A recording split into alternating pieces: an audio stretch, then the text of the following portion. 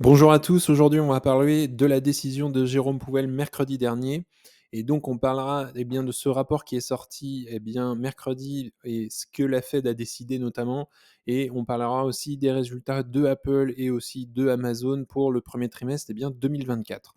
Donc la Réserve fédérale a choisi de maintenir ses taux d'intérêt, inchangés lors de sa récente réunion, signant ainsi son engagement en faveur de la stabilité face aux défis persistants.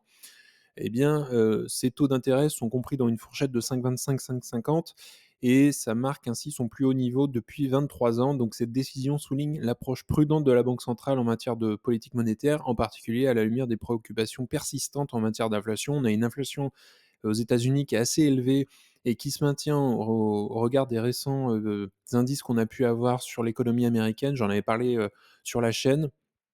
Et donc, malgré les indications précédentes d'une éventuelle baisse des taux, les responsables de la Fed ont réitéré leur inquiétude quant au manque de progrès vers l'atteinte de l'objectif d'inflation qui est 2%, qui est le même notamment pour la BCE en Europe. Et le communiqué souligne la nécessité d'une plus grande clarté sur les tendances de l'inflation avant d'envisager tout ajustement des taux d'intérêt. Notamment, il y en avait une qui était prévue, on va dire en juin 2024, donc c'est clair, ce ne sera pas en juin, ce sera bien plus tard. Est-ce qu'il y en aura une, 2 baisses de taux? On verra. Il y en aura, moi, je pense, au moins une cette année et donc le comité fédéral, a qualifié les perspectives économiques d'incertaines, reflétant les défis persistants et les variables inconnues notamment. Et donc cette incertitude, complique le processus, décisionnel de la Fed concernant les futurs ajustements des taux d'intérêt. Donc, il y a eu quelques modifications du programme de réduction du bilan, notamment en plus de maintenir les taux d'intérêt assez élevés, la Fed a annoncé des modifications à son programme de réduction de bilan. Donc à partir du 1er juin 2024, le rythme des sorties des bons du trésor du bilan ralentira pour atteindre 25 milliards de dollars par mois, avec un plafond de 35 milliards de dollars pour les titres adossés à des créances hypothécaires. Tout remboursement de principal excédentaire sera réinvesti dans des titres du trésor. Et donc au niveau du marché, la décision, de ralentir le rythme, de réduction du bilan vise à prévenir les perturbations sur les marchés financiers, faisant écho aux inquiétudes suscitées par les incidents passés notamment en 2019. Et donc la Fed met, l'accent sur la séparation entre la gestion du bilan et la politique, des taux d'intérêt dans ses efforts pour maintenir, la stabilité des marchés.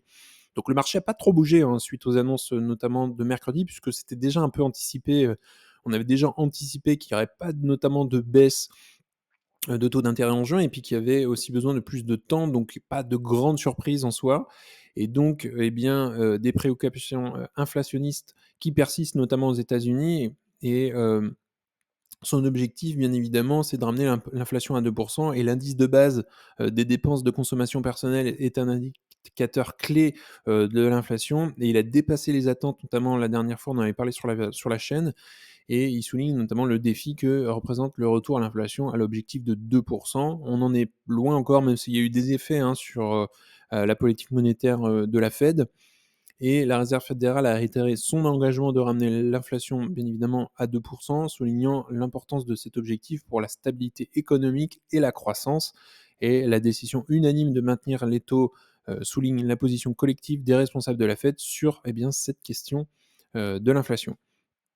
Donc petite conclusion sur ce rapport de mercredi qui est sorti pour, cette réunion. En résumé, la décision de la Réserve fédérale de maintenir les taux d'intérêt inchangés reflète son approche prudente dans un contexte, d'inquiétude persistante en matière d'inflation et d'incertitude économique.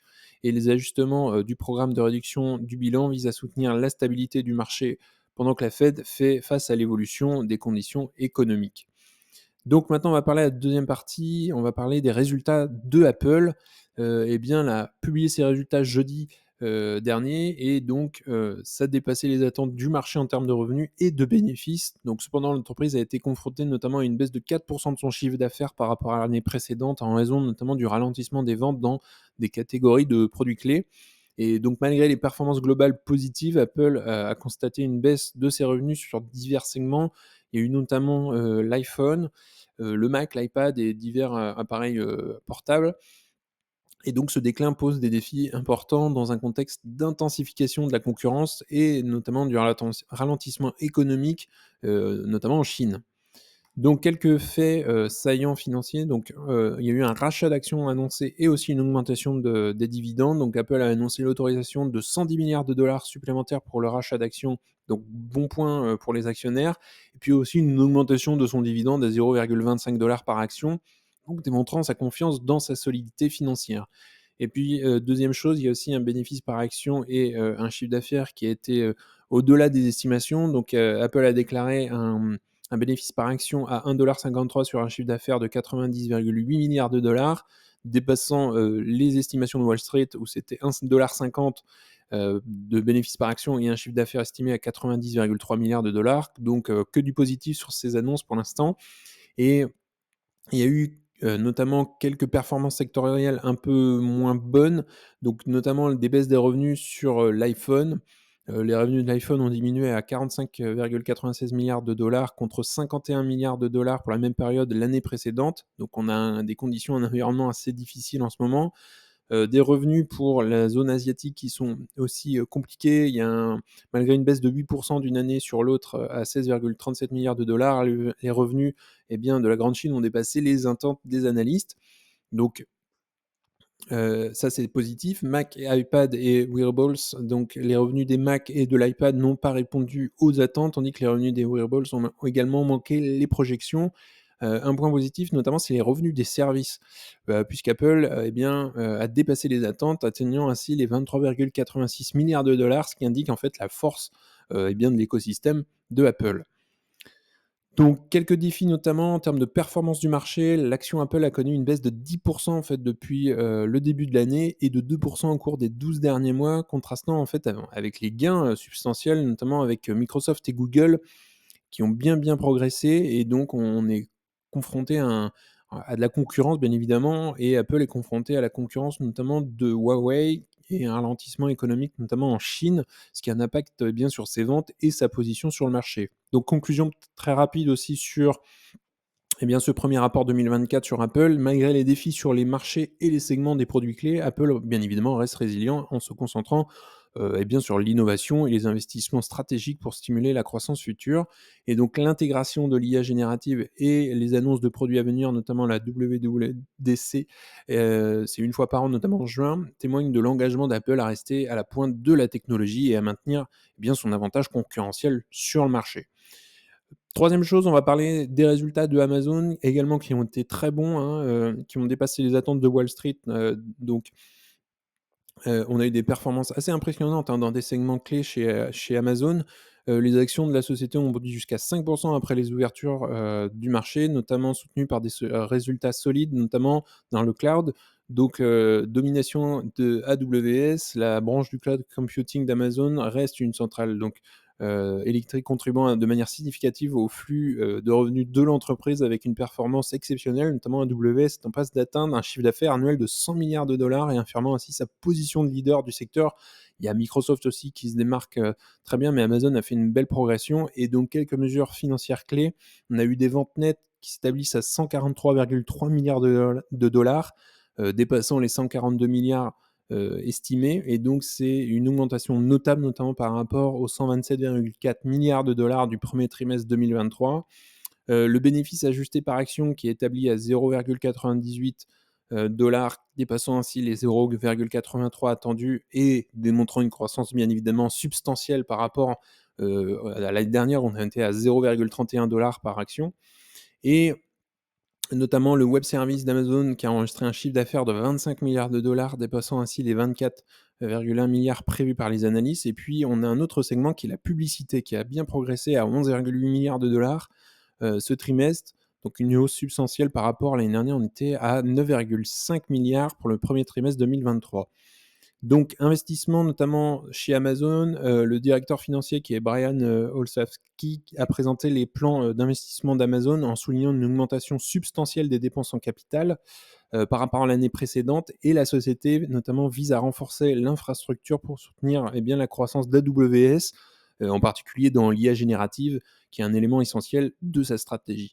Et puis au niveau du marché de la concurrence, eh bien, le rapport sur les résultats d'Amazon fait suite aux solides performances des géants de la technologie, notamment comme Microsoft et Alphabet.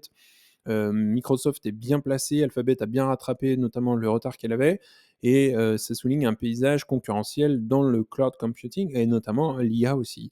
Donc les investissements stratégiques de l'entreprise, et bien dans les startups d'IA et son intégration dans des technologies d'IA dans les services aux consommateurs illustrent bien son engagement envers l'innovation et son leadership sur le marché. Donc, Amazon, bien évidemment, elle a rejoint, récemment le Dow Jones, en février et elle continue d'afficher de la vigueur avec une hausse notamment d'environ 20 depuis le début de l'année. Donc ça, c'est, top, notamment pour les investisseurs qui le sont depuis, quelques années, quelques mois et Amazon a une base solide dans le cloud computing avec une solide stratégie d'IA et Amazon est prêt à poursuivre bien évidemment sa croissance et son innovation dans un paysage technologique en évolution et moi, je suis aussi investi dans Amazon et aussi dans Apple. Si je reviens sur, ce que je disais en début de vidéo, par rapport à la Fed, le marché a pas tellement bougé puisqu'on avait déjà, anticipé un peu. On supposait qu'elle allait pas baisser ses taux de sitôt, notamment, en juin, donc ce sera plus tard. Donc le marché a pas tellement bougé. Est-ce qu'il y aura une baisse de taux, 2 baisses de taux en 2024? Il y en avait plus de prévues, mais au regard eh bien, des annonces de Jérôme Powell, on sait très bien qu'il va falloir plus de temps pour la Fed, pour commencer à baisser ses taux. Donc on suivra ça ensemble sur la chaîne et puis, moi sur Apple, je suis déjà investi même si j'aimerais bien faire grossir ma position, mais pour l'instant je la trouve, surévaluée. Mon prix, d'achat d'après mes propres analyses est autour des 120. Et puis pour Amazon, j'ai, aussi une position avec, un prix d'achat autour des 130 d'après mes analyses. Donc je rappelle, je ne fais pas de conseils en investissement, c'est pas une non plus, une analyse, d'action, détaillée ici et c'est hyper important de faire ses propres recherches et de s'éduquer, de voilà, de faire ses propres recherches. C'est hyper important avant d'investir en bourse pour être plus serein. Hésitez pas à commenter sous la vidéo si vous êtes investi sur, Apple notamment ou bien Amazon, ce que vous pensez des résultats qui sont sortis, pour cette, 1re partie 2000 de 1er trimestre de 2024 et puis n'hésitez pas aussi à commenter ce que vous pensez en ce moment du marché en bourse.